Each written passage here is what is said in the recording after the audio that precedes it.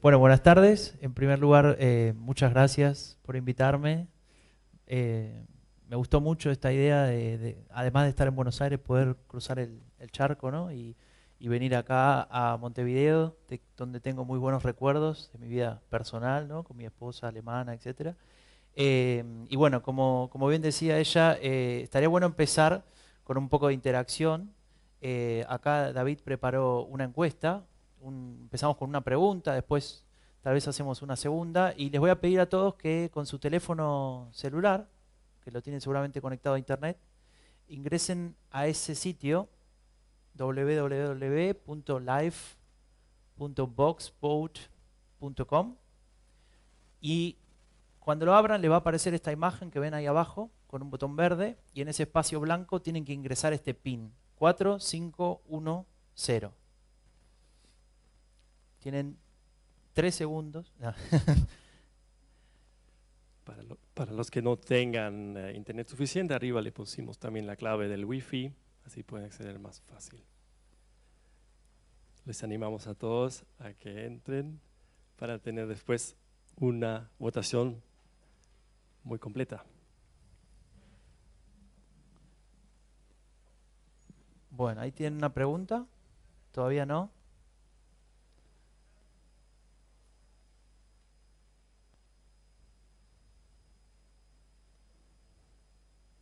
Bueno, ahí David está terminando de prepararlo.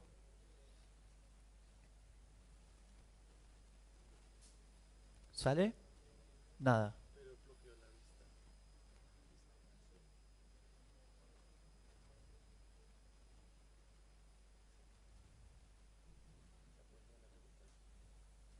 La pregunta es, ¿por qué le interesan a ustedes las elecciones alemanas? Y hay 4 opciones.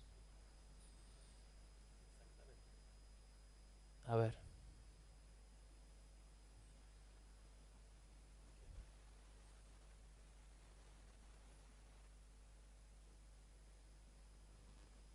¿Está arriba, David?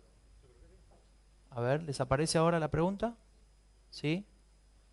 Bueno, responden, el que quiera. Y vamos a tener una idea de por qué estamos acá, ¿no? Más o menos.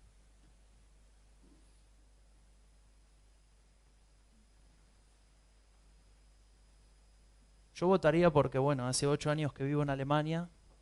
Hace más de 4 que escribo un blog que se llama leccionesenalemania.com, que seguramente todos lo conocen. Y en ese blog escribo sobre política alemana en español. Es decir, es la única página o una de las pocas que hay que se dedica al análisis, ¿no? No a la corresponsalía, sino a tratar de entender la política alemana y contarla en español. A ver, ya nos va a mostrar algunos resultados. Ahí vemos, porque Alemania juega un rol internacional importante. Bueno, estamos más o menos de acuerdo, al menos desde mi punto de vista. Y este rol importante de Alemania lo vemos en el impacto que han tenido las elecciones alemanas, ¿no? Que es de lo que vamos a hablar hoy, además de mi libro Factor AfD, que está allí disponible para todos. Estas elecciones alemanas, vos si querés, David, ya podés pasar a la presentación, así lo vamos mostrando. Estas elecciones alemanas, y lo que voy a comentar, tiene mucho que ver con lo que nos dijo el señor embajador. Hay muchas cuestiones con las que estoy de acuerdo, de hecho casi todas, y efectivamente tal vez profundizaré algunas cuestiones y le dedicaré tal vez un poco más de, de atención a algunos porqués, ¿no? De por qué estamos como estamos. Estos son, lo que ven ahí son los resultados de las elecciones, como bien contaba Cristín, eh, y si lo miramos un poco más de cerca, miramos un poco la variación en función de las últimas elecciones de 2013 y vemos lo que nos comentaba el señor embajador, ¿no? Los partidos mayoritarios, conservador y socialdemócrata, pierden una cantidad enorme de votos y al mismo tiempo aumentan otros 2 partidos, ¿no? Los más pequeños. El nuevo, el debutante, Alternativa para Alemania y los liberales, ¿no? Que habían quedado fuera del Parlamento hacía 4 años y vuelven con todo logrando un 10% de los votos. Este resultado, digamos, me hizo pensar cómo es el caudal electoral en Alemania y armé este gráfico. Este gráfico no muestra los porcentajes, sino que muestra la cantidad de votos absolutos, ¿sí? Digamos, esta unidad que vemos acá arriba son aproximadamente 10 millones de votos y ahí pueden sacar una conclusión más o menos de cómo se fue dando a lo largo del tiempo desde la fundación de la República Federal Alemana. Acá vemos el salto por la reunificación, ¿no? De 45 millones de votantes a 60. Y en este lugar vemos lo que serían los abstencionistas, es decir, la gente que se queda en casa y no va a votar.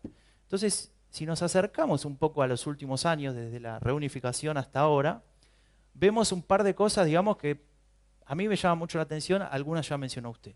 En primer lugar, vemos que los partidos mayoritarios pierden, ¿no? Mirando, por ejemplo, a la socialdemocracia, pierde masivamente en los últimos años, pero también lo vemos de alguna forma en el Partido Social Cristiano, ¿no? Perdón, en la democracia cristiana, que también empieza a perder en comparación a los años anteriores. Inclusive también el partido hermano, la CSU. En primer lugar, lo que a mí me llama la atención cuando lo vi, esta gráfica, y me quedó así armada, es la izquierda está más pequeña que nunca, ¿sí? 39% da esto en la elección. Pero también me llama la atención que tanto los verdes como Die Linke, la izquierda, se mantienen relativamente estables a sus últimos resultados. El que pierde masivamente es el partido mayoritario.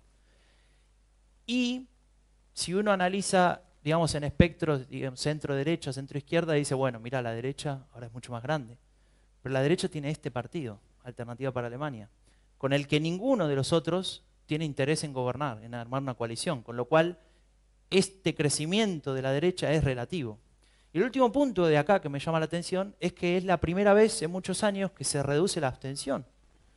Pero esa abstención que se reduce repercute aquí, en este crecimiento del Partido Alternativa para Alemania. Entonces, con estas preguntas, a mí me generaban un par de interrogantes que podría guiar nuestra charla hoy, ¿no? La primera pregunta es lo que dijo el embajador hace un rato, ¿no? ¿Qué pasó con los partidos mayoritarios? ¿Por qué pierden apoyo? ¿Qué están haciendo mal o qué no pudieron comunicar, al menos en esta elección? El segundo punto tiene que ver con el libro y es por qué se consolida la ultraderecha en Alemania. ¿Qué está cambiando que un partido que hace 4 años y medio no tenía ninguna razón de ser en Alemania, no se podía hablar de lo que ellos hablan hoy, ahora tienen el 12,6% de los votos? Y el último punto, si nos da el tiempo, un poquito mirar al futuro, ¿no? Mirar a las coaliciones que se vienen, mirar a qué significa KFT en el Bundestag.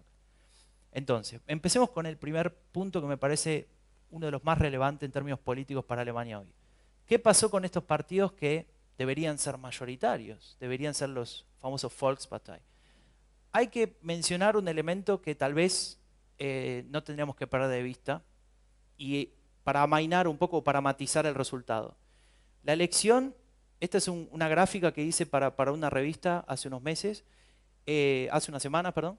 La elección estaba definida de hacía mucho tiempo, ¿no? Al principio, cuando Martin Schulz es nombrado candidato, se dio los medios lo denominaron el efecto Schulz, ¿no? Que mandó a Schulz a igualar a Merkel en torno al 30% y parecía que iba a haber de vuelta en Alemania, luego de muchos años, una elección competitiva. Bueno, esto se terminó rápidamente. Hubo una serie de elecciones regionales, la socialdemocracia pierde y se genera un cambio de estrategia, se generan una serie de cuestiones que no hace falta profundizar, y Martin Schulz vuelve a los números con los cuales empezó. De hecho, el resultado electoral del 20% es igual a lo que pasaba en enero de este año, ¿no? Que fue el peor momento de la socialdemocracia en ese momento. Entonces, lo que quiero decir con esto es, esta elección definida en general, en todos los lugares del mundo, cuando hay una elección tan clara, con un ganador tan marcado, eso desmotiva. Hay mucha gente que dice, bueno, ya está definido, ganó Merkel, me quedo en mi casa, o pruebo con otra cosa, experimento con mi voto.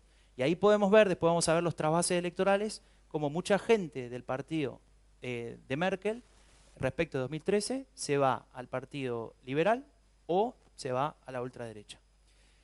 Esto para matizar, pero ahora vamos concretamente entonces a este problema de los partidos mayoritarios. El primer punto es que tantos años de gran coalición han afectado a estos dos partidos. Gran coalición es un gobierno formado por los dos partidos mayoritarios, socialdemócratas y conservadores. Esto en la historia alemana fue siempre una excepción, se dio una sola vez, 3 años durante cuando Kissinger era canciller, por una cuestión digamos, de contexto especial internacional, y después se volvió a dar recién en el año 2005, justamente cuando Merkel tiene su primer gobierno. Y luego se da en el plazo de 12 años durante 8, es decir, 2/3 del tiempo tenemos gran coalición. Y de hecho, se preveía, según las encuestas, que la gran coalición posiblemente continuase, ¿no? O sea, se estaba hablando mucho del tema, con lo cual había una idea de que esto iba a durar todavía más tiempo. Y esto lo que generaba, y esto es una percepción de la población, que cuando estos dos partidos gobiernan juntos durante tanto tiempo, se llevan tan bien, hay una campaña electoral light, hay un debate que se dio unas 2-3 semanas antes de las elecciones entre los dos candidatos, donde prácticamente no hay ataques, ¿no? Lo que sería lo normal en un debate electoral, entonces se genera la sensación de yo no tengo alternativa si quiero votar otra cosa, si no me gusta la gran coalición, si no me gusta Merkel, no hay otra opción política. Y eso lo que genera es desmotivación, ¿no? Vamos por partes. La gran coalición generó lo que venía mencionando antes, una erosión de los perfiles, ¿sí? Mucha gente en Alemania, cuando vos le preguntás sobre política, en general viene la frase de, bueno, es que la CDU y el SPD son lo mismo. Sabemos que no son lo mismo, sabemos que tienen políticas distintas, sabemos que tienen lineamientos políticos distintos e incluso te diría concepciones en muchas cuestiones, pero también sabemos que pueden trabajar juntos, que pueden hacer un gobierno durante 8 de los últimos 12 años juntos. Y esto lo que genera a largo plazo es que la gente empieza a perder la percepción de dónde están las diferencias, de por qué debería votar CDU o SPD, ¿no? Entonces, un par de datos que a mí me pareció muy interesante. Este es el nivel de popularidad de Merkel, ¿no? Medido por Infratestimap, que es una empresa de opinión pública muy importante, y nos muestra cómo este nivel de popularidad de Merkel durante los gobiernos de gran coalición, que es este segmento y estaban bastante altos, ¿no? Con la excepción tal vez de la crisis de refugiados, pero incluso le iba mejor que en este tiempo con la coalición conservadora liberal, ¿no? Esto es percepción de la opinión pública. Y al mismo tiempo, el Partido Socialdemócrata imponía, o digamos, sacaba adelante políticas propias de la agenda socialdemócrata. Ahí nombré solo 3, hay más, ¿no? Está el tema de las mujeres, está el tema, no sé, hay varios. Entonces, ¿cómo podía ser que una líder conservadora estaba sacando provecho y se estaba beneficiando políticamente en términos de imagen de llevar adelante una agenda socialdemócrata, ¿no? Esta combinación rara llevaba a 2 cuestiones. Primero, la CDU se beneficiaba porque era el compañero mayor. En general, cuando hay una coalición, el compañero mayor de coalición es el que se lleva los réditos políticos porque se lo ve como la cara, y el compañero menor de coalición, en general, la termina pasando mal, la termina pagando los costos de alguna forma. Esto generó la sensación, por un lado, de que Merkel era incluso más importante que la propia CDU. Mucha gente votaba a Merkel y después pensaba a qué partido pertenecía. Y cuando se empieza a dar esta discusión, cuando uno hablaba con un socialdemócrata, le decía la primera parte de la pregunta: a Merkel le va bien porque nos roba todos los temas. Lo que para mí era una lectura bastante errada, porque desde mi punto de vista y desde, digamos, mi visión como trabajador, digamos, de la comunicación política, lo que Merkel hizo durante todo este tiempo no fue robar los temas, sino fue ganar el centro del espectro político. Y en comunicación política hay una ley no escrita, pero que está comprobada, que las elecciones se ganan en el centro del espectro político. Y esto es lo que hizo Merkel, y esto es lo que hizo muy bien Merkel desde su comunicación, la estrategia de crecer hacia el centro. Funcionó muy bien hasta que apareció un partido del otro lado, a la derecha. Ahora vamos a llegar a eso. Aquí tenemos, bueno, esto ya lo mencioné, son todos los gobiernos entre ellos. Y acá llegamos al punto, digamos, de alguna forma de esta conclusión. Después de tanto tiempo de gobiernos, de grandes coaliciones, empieza a haber una necesidad de proyecto alternativo. Y ustedes me dirán, bueno, ¿dónde lo vemos eso? Esta es una pregunta para el que sabe alemán, no hace falta que se lo traduzca, pero para los que no, les digo. Acá dice, digamos, el porcentaje de la población que cree que la situación económica alemana es buena. Ahí tenemos un número enorme, en 2017 84%. Es decir, la gente cree que al país le va bien. Ahora, si vamos a este mismo dato desagregado por partido político, vemos que hasta los votantes de la ultraderecha, que es el último celeste de aquí, más de 2/3 creen, o 3/4, que a Alemania le va bien. Entonces, ¿cómo se explica que esa gente que cree que a Alemania le va bien, abandone el Partido Socialdemócrata de la forma que lo abandona. Acá vemos el trasvase electoral. ¿Y la Unión? Y la Unión pierde 1.400.000 votos para los liberales y casi 1 millón para Alternativa para Alemania. También moviliza casi el mismo número que no votantes. ¿Esto qué quiere decir? Que había una necesidad en la población de ejercer su derecho a expresar: no queremos más gran coalición, esto es suficiente, necesitamos una alternativa. Y en el contexto que yo mencioné al principio, de una elección definida, donde no estaba en peligro que iba a haber un gobierno de izquierdas, ¿no?, de este tripartito Rot-Rot-Grün, o que iba a haber alguna cuestión rara, sino que se sabía que iba a ganar Merkel, aprovecharon. Ahora, ustedes dirán, bueno, eso es tu interpretación caprichosa. Voy a dar un ejemplo. Vos lo mencionaste al pasar.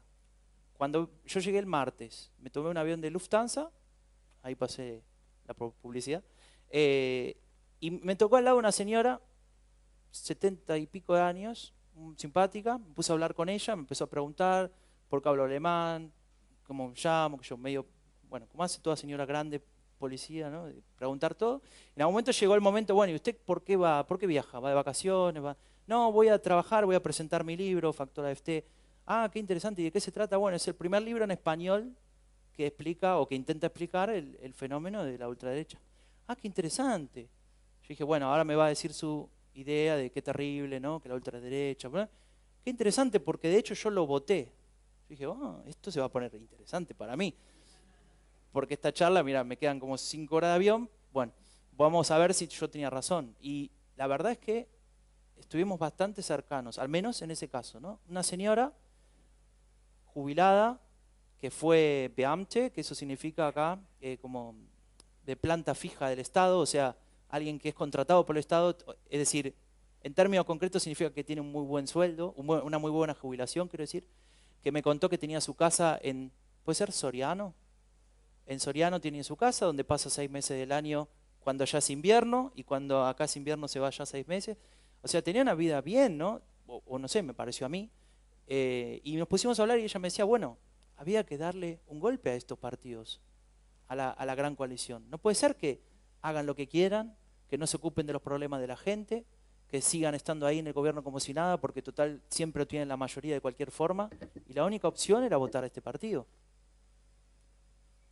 Entonces, digamos, llamaba la atención esta lógica, ¿no? Y cuando yo le decía, bueno, pero dicen esto, dicen lo otro, bueno, pero eso no importa, porque eso es pasajero, eso después se va.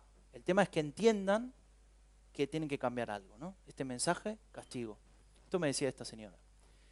Entonces, de alguna forma eso resume, de mi punto de vista, este castigo a la gran coalición, y creo que es la gran enseñanza, o digamos la gran conclusión de estas elecciones. Pero hay una segunda gran conclusión que es muy importante, y que es la alternativa para Alemania. Pero antes de pasar a este punto, acá David tenía otra pregunta preparada, pueden sacar el teléfono de vuelta, y esta pregunta es más interesante, porque esta pregunta viene con trampa. Vamos a ver quién la responde. En esta pregunta, ustedes nos tienen que decir, decime si la pusiste ya, ahí está. Ustedes nos tienen que decir si piensan que AfD es un partido neonazi. Él ya dijo que no. ¿Qué dicen ustedes? Damos un minuto para votar. Mientras tanto, tomo un poco de agua. ¿Tienes agua?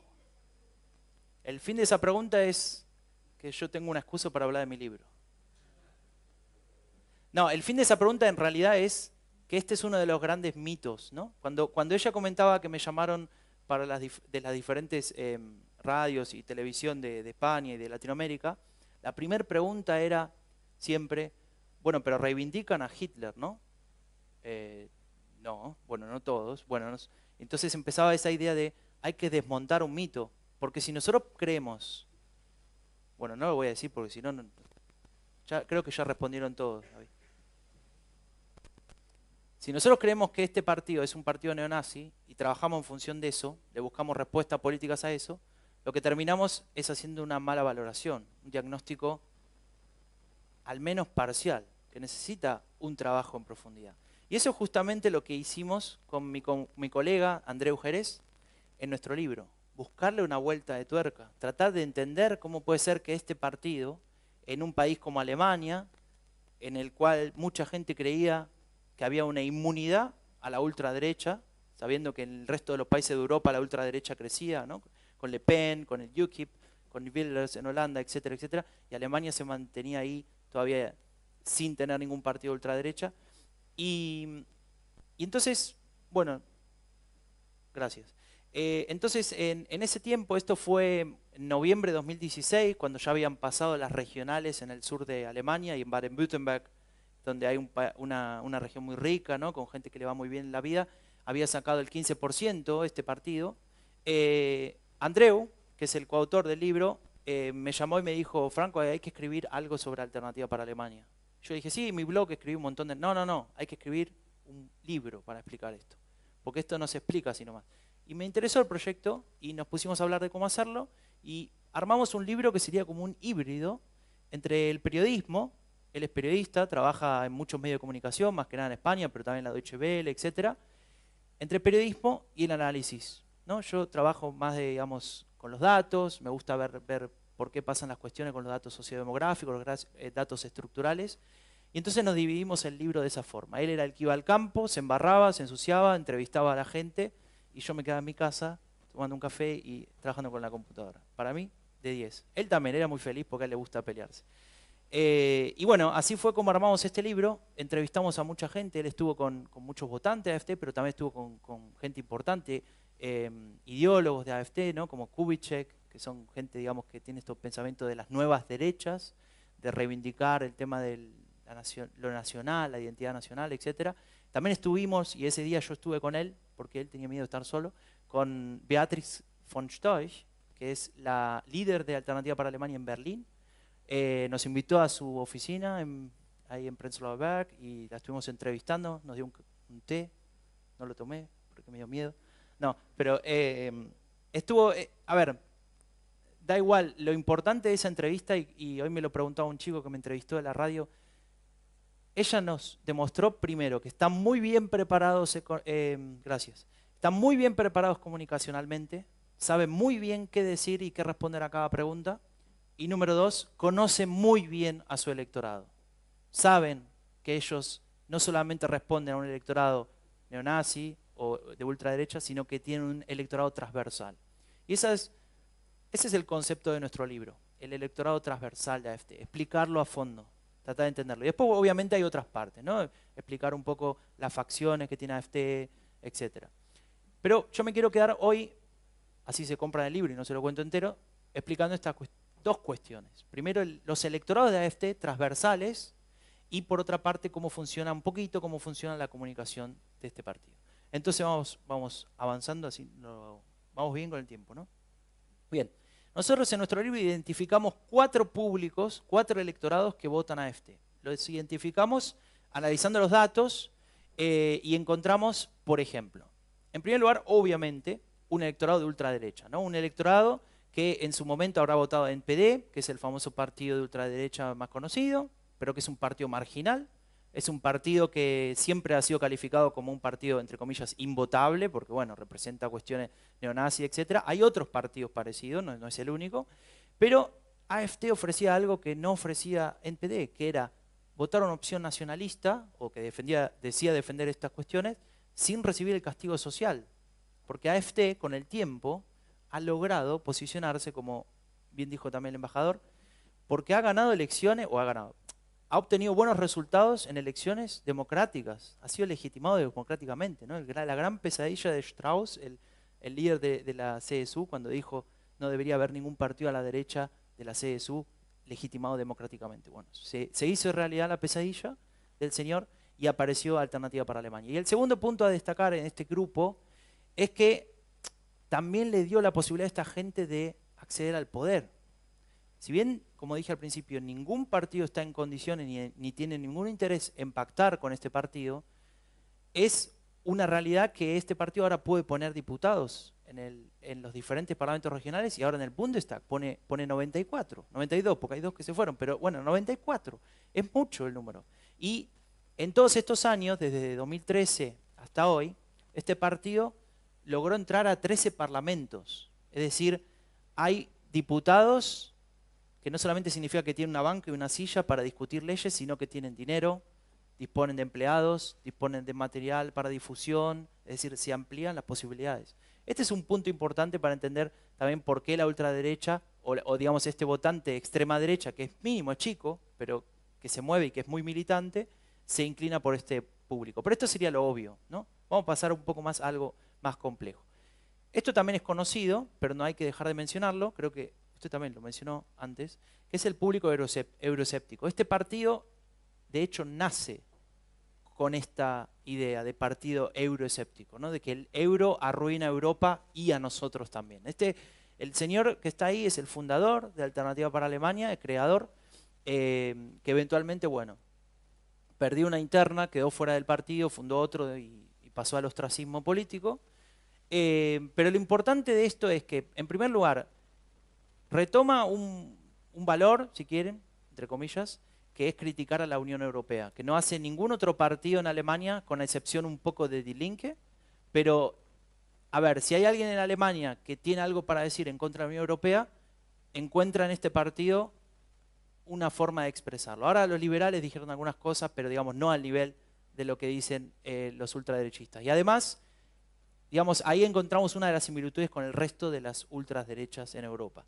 Y el segundo punto es que este tema del euroescepticismo obviamente refuerza la cuestión de la identidad nacional, ¿no? Entonces se pueden volver a meter a ser de alguna forma un partido que empieza a discutir la identidad nacional. Un debate que en Alemania no se ha dado, ¿sí? Un debate que ha quedado detrás de un tabú, si querés, de una cuestión de no relacionarse con el nacionalsocialismo al hablar de nacional, y AfD lo ha tomado para sí y lo ha aprovechado. Ahora vamos a progresar un poco con estos cuatro públicos, y el tercero es uno muy interesante que se llama Conservador Indignado. En el libro le ponemos también público anti-Merkel y tiene mucho que ver con el tema de los refugiados. Este público aparece cuando Merkel dice esta famosa frase. No sé si acá en Uruguay se conoció esta frase, pero en Alemania fue muy importante porque generó un rechazo bastante relevante que se vio luego en, por ejemplo, las elecciones regionales que mencioné antes de Baden-Württemberg, donde el público conservador decía, ¿por qué tenemos que recibir a este casi millón de refugiados? ¿Y cómo lo vamos a controlar? ¿Y por qué entran sin permiso? Etcétera, etcétera. Hubo, digamos, una cuestión muy, muy potente de cómo logramos llevar adelante este problema, y la respuesta de Merkel fue algo bastante raro en ella que nunca había hecho hasta ahora. Ella siempre había tenido una estrategia, nosotros le llamamos la estrategia de la paciencia. Ella siempre, para cada conflicto complicado en Europa, con la rescate de los bancos, etcétera, había esperado hasta el final. Ella había escuchado todo, había dejado que el debate queme a algún político, etcétera, no literalmente. Y ella al final siempre había venido con una solución o una idea en la cual ella decía, esto es alternative loss. O sea, no hay alternativa, hay que hacer X cosa. En este caso hizo lo contrario. Empezó ella, en la época, digamos, esto fue a principios del, no, perdón, a fines del verano boreal, y dijo, fue a Hungría, esa foto, si no me equivoco, es en Hungría, y dijo, bueno, lo vamos a lograr, abran las fronteras, que entren. Vale decir que tampoco había una alternativa. Es decir, esa gente estaba en la frontera. Si no abría la puerta, eso podía haber sido una catástrofe humanitaria grave. El problema fue la comunicación. El problema fue cómo convences a tu electorado de que esto es la única alternativa, efectivamente. El segundo punto que quiero comentar es una profundización de este punto, de este primer elemento de los refugiados, que es lo que AfD llama la socialdemocratización de la CDU. ¿Se acuerdan al principio cuando hablábamos de la gran coalición y de tanto tiempo gobernando juntos y de Merkel llevando adelante o siendo la cara de algunas medidas que deberían ser socialdemócratas? Bueno, eso impactó también en el largo plazo, y mucha gente también dentro de la CDU y más que nada en la CSU, que es el partido hermano de Baviera, que es el que está incluso un poquito más a la derecha en ese sentido de los valores tradicionales, etcétera, a generar una crítica a Merkel, ¿no? Una crítica a esta política. Y lo vemos en los resultados de las regionales. Ahí vemos, no sé si se logra ver en profundidad, pero por ejemplo, el Partido Conservador en Baden-Württemberg pierde 12 puntos en relación a la última elección. decir, entre 2011 y 2016. Esos son números muy fuertes en términos de pérdida de caudal electoral para la CDU, y es, digamos, el caldo de cultivo para empezar, de alguna forma, a legitimar a la AfD como una opción, no necesariamente de ultraderecha, para aquel que quería expresar descontento sin tener que ir a votar a la izquierda. ¿Sí? Y el último punto que quiero destacar es que este gráfico está en el libro. Aquí vemos una suerte de correlación que la gráfica nos la permite apreciar, que es que la intención de voto de la CDU baja en la medida que la de AfD crece, ¿no? Está bastante claro, pareciera casi simétrico, ¿no? Y esto incluso se dio a lo largo del tiempo. Esto lo terminamos de hacer a mediados de 2017, pero si uno sigue viendo la gráfica, vamos a ver que AfD llega hasta el 5% incluso. Merkel llega a su valor más alto cuando estaba todo este tema de Schulz, y después, cuando la elección parece definida, vuelven a bajar Merkel y a subir el AfD. Entonces, para terminar de graficar esto, ese es el voto AfD de hace 2 semanas. Ahí vemos, cuanto más oscuro, cuanto más azul, más voto AfD.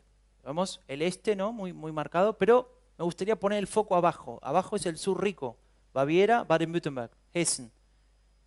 Los mejores resultados de AfD en el oeste de Alemania están aquí, en el sur.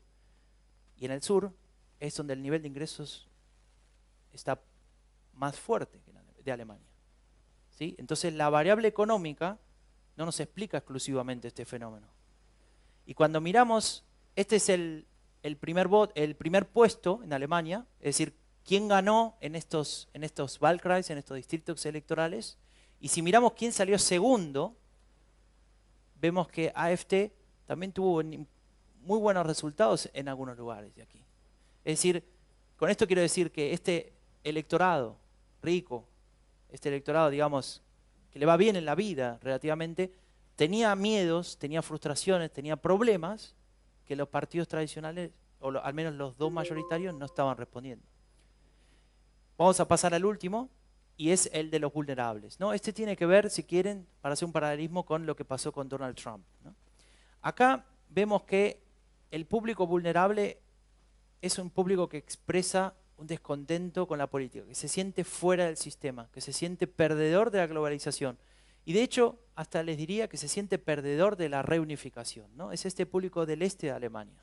Y es un público que, si lo vemos en las diferentes elecciones regionales, ha votado por decepción, por estar decepcionado con los partidos tradicionales, no porque AfD los convenza, no porque el contenido de la propuesta política de AfD sea algo que los lleve a votar.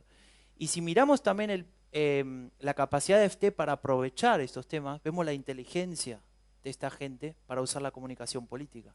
Esta frase nos la dijo von Storch a nosotros el día que le hicimos la entrevista.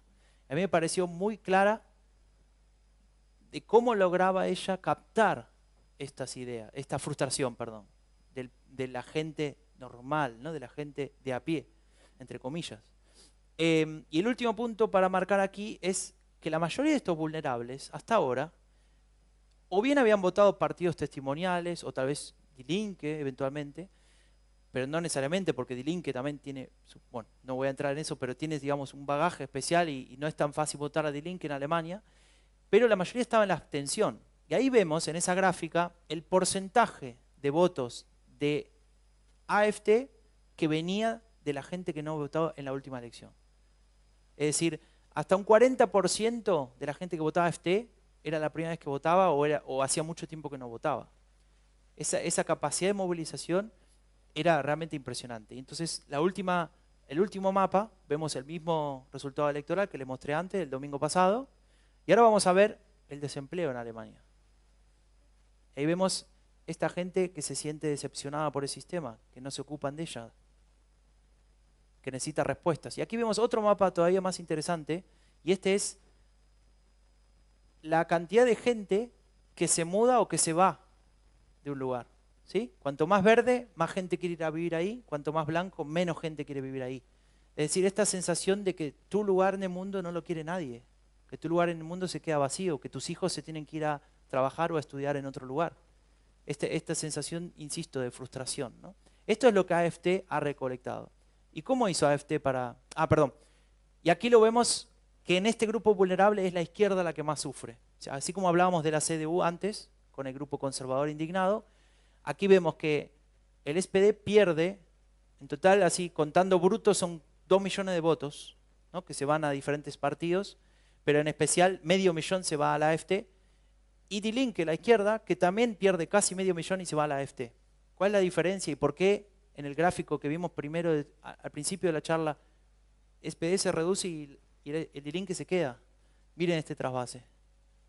El SPD pierde y Die Linke recupera lo perdido de AFT del SPD. Es decir, se produce un trasvase interno en la propia izquierda, ¿no?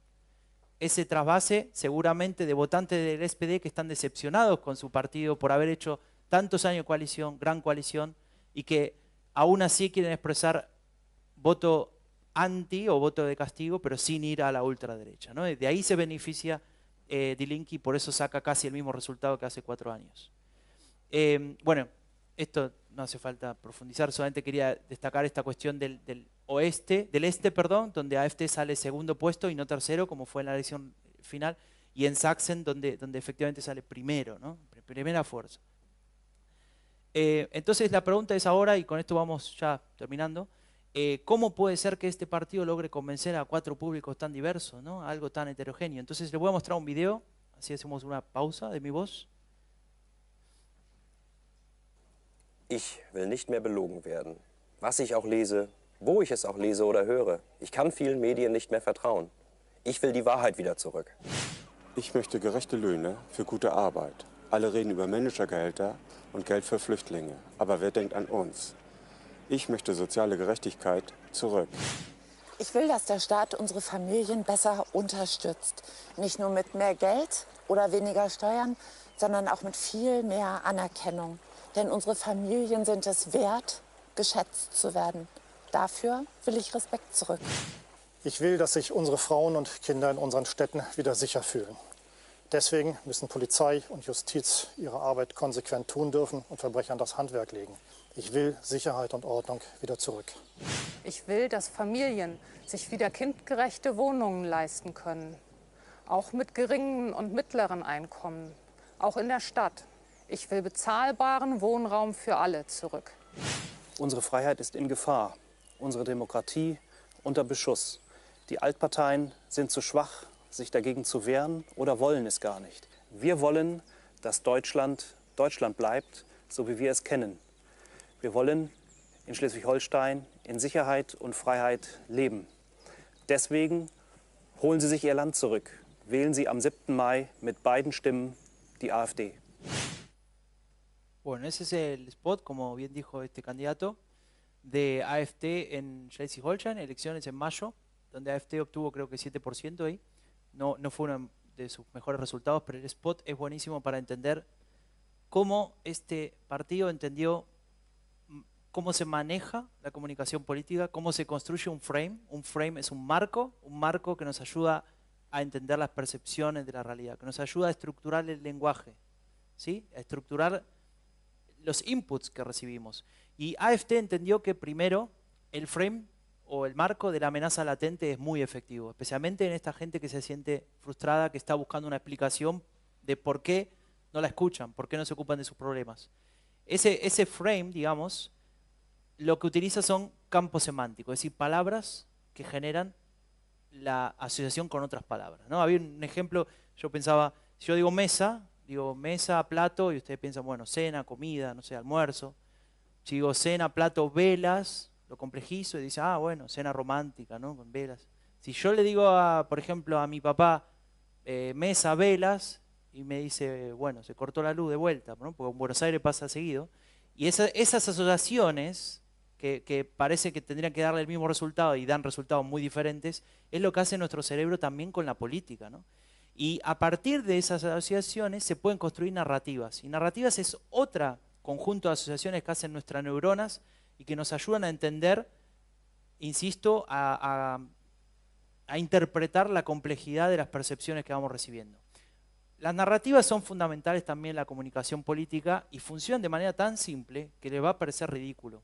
Hay muchas narrativas, yo tomé una, la famosa narrativa de cuento de hadas, ¿no? De los hermanos Grimm, ya que estamos acá hablando sobre Alemania, y tenemos una víctima, puede ser una doncella, alguien en peligro, alguien que la pasó mal por culpa de un villano, y hay un héroe, alguien que lo viene a rescatar. Esta lógica, digamos, que parece muy simple, obviamente se complejiza, pero digamos, nos ayuda a nosotros a ubicar dónde está la moral, ¿no? ¿Qué está bien y qué está mal? ¿Por qué estamos de acuerdo con algo o por qué estamos en contra de algo? Vamos a un ejemplo concreto respecto del spot que estábamos mirando, ¿no? El frame de la injusticia. Había un señor pelado, que creo que sale segundo, tercero, que dice, ¿por qué le dan todo a los refugiados? A mí no me dan nada, ¿no? Entonces ahí aparece muy claramente una víctima, el pueblo, él se siente pueblo, nosotros, pobres ciudadanos de Schleswig-Holstein, que por culpa de Merkel, que dijo wir schaffen das, ¿sí? Impidió que nosotros tengamos no sé qué, porque ni él debe saber exactamente qué es lo que está demandando, pero siente que hay una injusticia, que hay algo que él debería tener y lo tiene otro, ¿no? Y obviamente, en este caso el héroe es el AfD o el candidato, ese señor que se da cuenta y te dice al final, recupera tu país, vota AfD, ¿no? Así de hecho, hay videos que terminan con el himno nacional, ¿no? Con los últimos tonos. Lo mismo se podría aplicar a AfD del inicio, la que hablamos de euroescéptica, ¿no? La víctima es Alemania, que sufre por culpa de la Unión Europea, que le roba sus recursos para dárselo a los países del sur. Otra vez el frame de la injusticia. Ahí empezamos a decir, bueno, sí, es verdad, ¿no? ¿Cómo funciona esto? Ahora, vamos a otro ejemplo, muy rápido. El frame del extranjero criminal. Este frame existe en todo el mundo, en Argentina, en todos lados. El extranjero que viene acá a robar. Te viene a robar el trabajo porque gana menos, te viene a robar porque es un criminal, etc. ¿Y eso qué genera?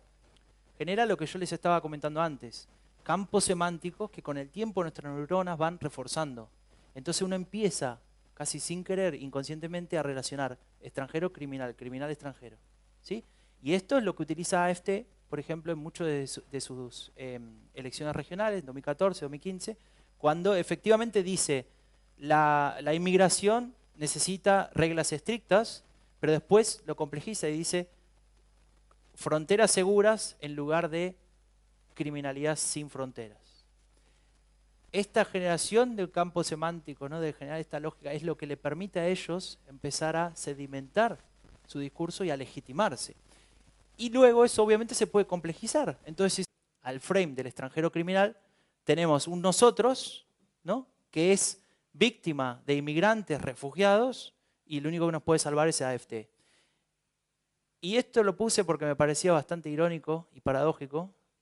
Este es un cartel de Berlín, donde hay un chico rubio, Bio-Deutsche, que dice que su dealer, el que le vende la droga, que es de Marruecos, le pagan todo, el Estado le paga todo, y él piensa que hay algo mal en Alemania, ¿no? Entonces, esta cuestión rara que construye AfD a partir de intentar incorporar votos de gente cool de Berlín y, digamos, les mete el frame este de que estamos hablando. Bueno, acá están, no hace falta profundizar en esto, esos son los carteles de la última elección que vimos de AfD en la calle.